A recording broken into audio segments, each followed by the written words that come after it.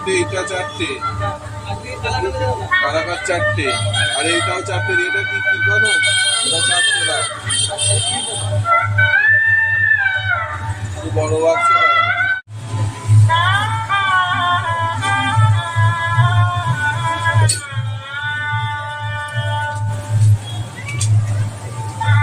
এই দেখাও ওটাকে দিচ্ছি ভাই।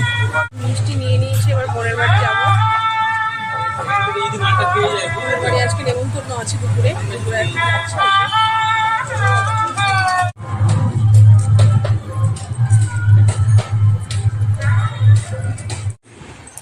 কেমন আছো?